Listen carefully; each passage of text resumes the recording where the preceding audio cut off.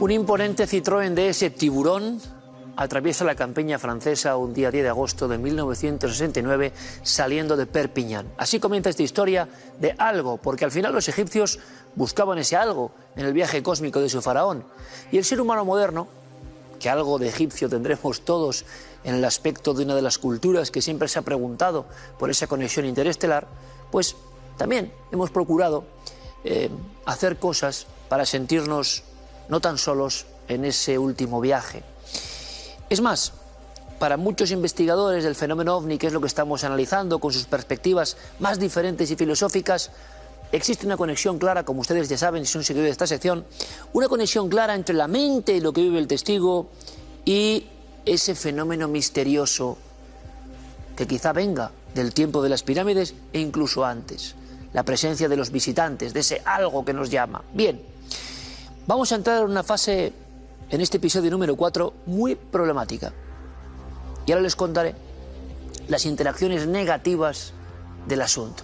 En Francia, que está siendo, ustedes lo saben, cuna de estas lecciones de algo, las lecciones no mías, sino que dieron los galos en torno a pensar un poco más allá de los casos, es que había una sensación de presencia preternatural, luego explicaré, en estas intervenciones por algunos casos tan extraños. Al principio las personas veían discos volantes, al principio los pilotos observaban maquinarios que podían ser enemigos, el fenómeno era lejano, el fenómeno era distante. Con el pasar del tiempo, y ustedes lo han vivido conmigo en esta sección, el fenómeno se va aproximando al ser humano, incluso como si fuera un espejo, muestra formas antropomórficas de los supuestos invasores, entre comillas, u observadores o estudiadores. Y ya entran casi en nuestro hogar. Pero había casos que nadie entendía. El del Dr. X, o varios, célebres para nosotros los que amamos estos temas. Pero este me llamó mucho la atención, porque representaba una especie de pica en Flandes, una conexión permanente con quien vivía el fenómeno. Es decir, usted, yo, observamos un objeto, lo observamos, es un fenómeno ovni, nos sobrecoge, les lo aseguro que es así, pero ya no hay más. Pero a partir de los años 68-69 empiezan a llegar, incluso a médicos, como van a ver, casos donde ese link ha quedado permanentemente. Y ya no sabemos dónde acaba la mente, dónde acaba la sugestión, la paranoia, la psicosis, o la interacción de estas fuerzas que desconocemos. Así que ahí tenemos a Claude Duvois. Claude Duvois es un hombre, es un enfermero, lleva 3.500 litros de oxígeno en grandes botellas de metal en esa parte trasera de ese imponente Citroën Tiburón. Se da cuenta de que la carretera es solitaria, dirección Rouen-Perpiñán, absolutamente tranquila, mañana resplandeciente, el lugar antítesis de una historia de terror como la que vivió. Claude Duvois, según pudo confesar, notó unas extrañas interferencias en la radio. Se empezaba a hablar en estos años 60 del llamado efecto EM o electromagnético. La presencia de este algo, lo que sea, es capaz de interactuar en algo tan físico como las ondas de radio, el electromagnetismo de un coche, pararlo, averiarlo, ustedes ya saben, ¿verdad? En este caso no. El tiburón iba como la seda, deslizándose por la campiña de esa zona maravillosa de Francia. Y de pronto, la soledad del camino, que es otro clásico, se rompe por un coche lejano que lo están viendo acercándose. Pero la carretera es amplia, asfaltada, 2 carriles. Claude Duvois afina la mirada, ya no escucha las extrañas voces deformes que se le habían colado en la radio y se da cuenta que es un Citroën Tiburón idéntico. Mismo color, mismo techo blanco. Pero algo no le gusta. Y es que el tiburón contrario no va por el carril adecuado. Va dirección a él. Claude Duvois había ganado varios premios de motociclismo en Argel y había participado en algunos rallies de aficionados. Era un conductor experto. Da un volantazo, según cuenta luego los médicos, con los que estuvo meses y meses, y entonces el Citroën Tiburón, como llevado por un mecanismo, se coloca en su mismo carril. La operación se hace de nuevo y hasta 3 veces seguidas. El otro tiburón, que parecía un calco, busca evidentemente el impacto.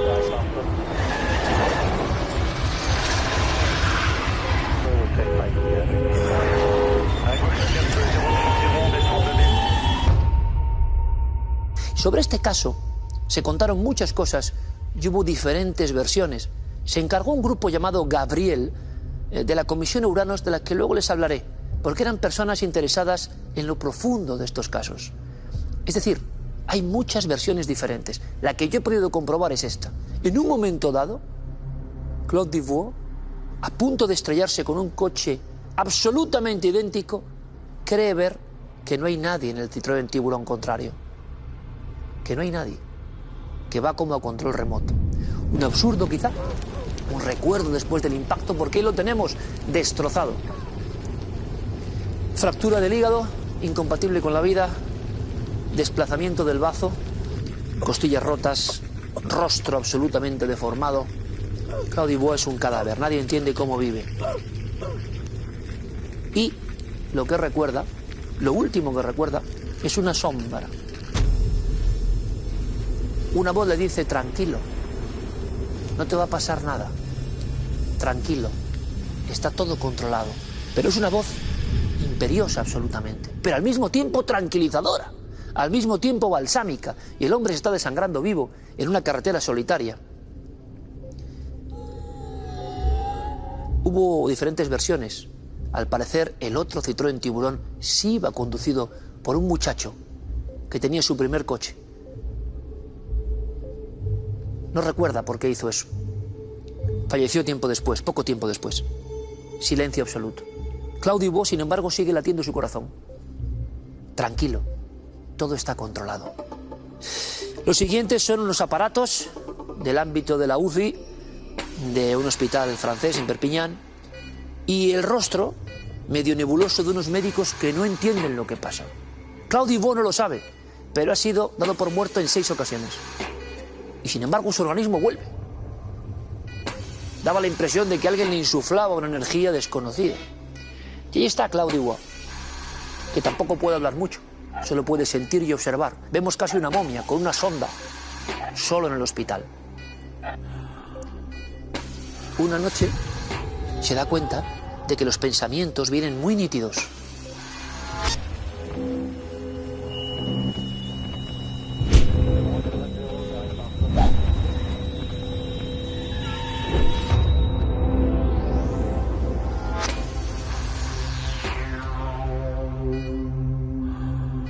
No solo vio el coche aparentemente sin nadie, sino que unos 2 segundos antes del impacto frontal terrible, Claude Dubois está convencido de que hay una esfera de luz, una esfera pulida, una especie de disco, casi una pequeña imagen típica del planeta Saturno, pero colocada como un objeto que balancea o que observa toda la escena de los 2 coches en mitad del asfalto colisionando. Sí, le parece que hay alguien como con una sonda que observa. En ese momento, para terror del enfermo Claude Dubois, que fue llamado en la prensa francesa el hombre milagro, en el ventanuco del hospital y a cierta distancia, en los descampados de la parte de la zona norte del hospital, observa una luz que parpadea, que se balancea, y entonces siente auténtico pavor porque cree que es la misma del accidente de unas semanas antes, porque este hombre está en coma durante semanas, entrando y saliendo del coma, como en una montaña rusa que nadie comprende. Una de las visitas no es de un médico, es de un hombre barbado, de un hombre taciturno, un hombre ensimismado en sus pensamientos. En su cuaderno pone Ouranos, y Ouranos será una de las estaciones muy importantes en Francia que intentaba explicar la simiente de estos casos. ¿Por qué le interesaba a Pierre Delval, que es ese hombre, ese profesor, este caso de Claude Dubois? Porque Pierre Delval tenía claro que así como en la antigüedad los demonios, súcubos, íncubos, interactuaban con la raza humana, todo esto era un disfraz de estas mismas fuerzas oscuras cósmicas del ínferos o inframundo para seguir azuzando al ser humano, a pesar de su tecnología y a pesar de no creer ya en los demonios. Los demonios tenían que disfrazarse de otra cosa para ser creídos. Qué curiosa paradoja, ¿verdad? Pues a eso se dedicaba el profesor Pierre Delval. No pudo entrevistarle hasta mucho tiempo después, pero ya nadie sabía qué parte era imaginación y qué parte era verdad. Pierre Delval hizo varias conferencias en París que fueron muy aclamadas y muy criticadas. Por vez primera, un investigador de los ovnis decía, ojo, no se equivoquen. Todo esto que estamos viendo con el disfraz de las películas, todo esto que quizá utiliza ese disfraz a conciencia, todo esto no es sino estos que están aquí. Y empezó a poner diapositivas de los terribles demonios de la India, de los terribles súcubos, vampiros, lutins, brucolacos, burdalak, toda una serie de nombres en todo el mundo para definir lo mismo, los oscuros, los sin nombre realmente, los que vienen de la caverna más profunda de la tierra para atormentar, porque así está escrito, al ser humano, y que se aprovechan del miedo, se aprovechan de la ignorancia, pero existen. Esto decía Pierre Delval. Muchos se reían. Oh, don Pierre, estamos en época tecnológica, los ovnis son astronaves de acero que vienen de otro mundo, hemos tomado la luna hace nada. Pierre Delval decía que no. Así como en el episodio pasado veíamos, y hace varios, cómo estudiosos comprobaban que el fenómeno ovni venía hace mucho tiempo, estos venían ya con la idea de lo maligno. Bien,